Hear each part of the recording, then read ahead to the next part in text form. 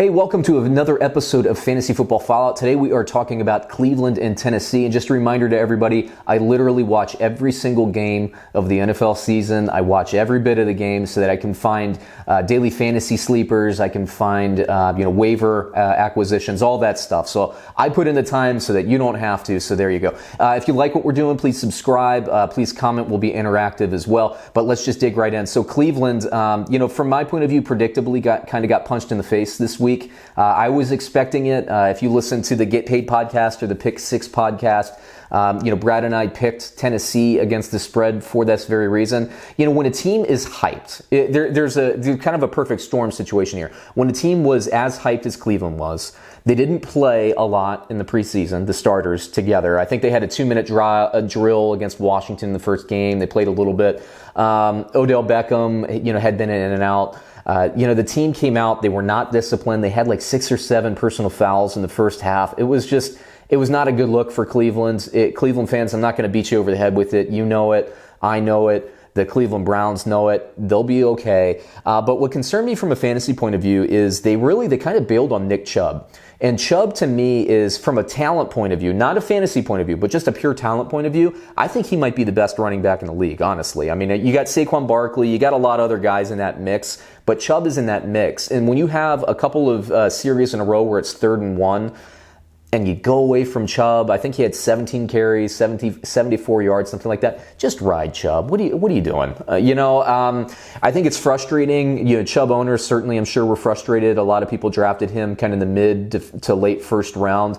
If you were lucky enough earlier in the year to get him in the second round, I mean, just be patient on him. He'll be fine. But, Cleveland, that's unfortunate play calling for Cleveland. They were kind of letting Baker run the show. And then, once Tennessee got up on them, they had to start passing. So it is what it is there. I don't think that's a trend that will continue. I think they will focus on the run a little bit more to open more things up in the passing game. Baker Mayfield, he'll be fine. He had a good, not great game. That's kind of funny to say good, not great, considering the beatdown that Cleveland got. But, from a fantasy point of view, he was all right. Njoku, he got his touchdown. Odell Beckham didn't get in. Jarvis Landry didn't get in. The key is, for Cleveland, you probably already own all the players that I would say pick up on waivers. Just be patient with everybody. Chubb will get more carries. Landry, Odell Beckham, they'll get theirs. And Njoku already got in the end zone. And Baker Mayfield will be just fine. So, they were playing a blue-collar team who for months kept hearing about, Cleveland Browns and the juggernaut of the Cleveland Browns. Tennessee, they're well-coached, they're a disciplined team, which we'll get to in just a bit. I kind of saw this coming. I thought it was going to be a close Browns victory. I'm not surprised that Tennessee ran away with it, but it's not time to hit the panic button yet on Cleveland. In Tennessee, they played a typically Tennessee type game. Mariota did play quite well. One of his touchdown passes, by the way, was a long screen pass. Derrick Henry looked great. The big question on Henry in recent seasons is, why hasn't he been involved in the passing game? It was nice to see him take that screen pass to the house. Derrick Henry is a very, very talented running back. I don't think he's as good as Chubb, but he is very talented. Dion Lewis really wasn't as involved in the game plan as he was last season, and I think that's good. If you're a Derrick Henry owner, that's good. I think if you're a Dion Lewis owner, you probably want to take another week. Let's be patient a little bit. Unless you're super desperate for waiver claims somewhere else, be patient for one more week. But, this might be a situation where you're probably going to want to jettison Dion Lewis and maybe pick up another up-and-coming running back or, some other position. From a wide receiver point of view, I think Cleveland did a good job of taking away Corey Davis, but Brown looked fantastic. He looked imposing.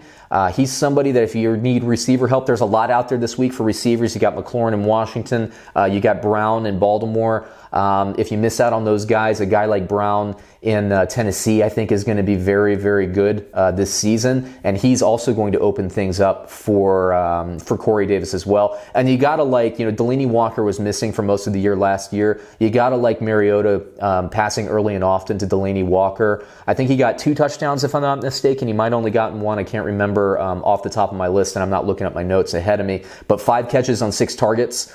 very good. Mariota always likes Delanie Walker. If Walker is available and you need a tight end and he's available in your league, he's a guy that you can put a waiver claim in. I tend to like Austin Hooper in Atlanta a little bit more than Delanie Walker, just because I think Hooper will get more passing opportunities in the red zone than Walker will this season. But hey, you can't go wrong with either one of them. So there you go. There's the fantasy football fallout. Please like our video. Please subscribe to our video. Comment. We'll be interactive.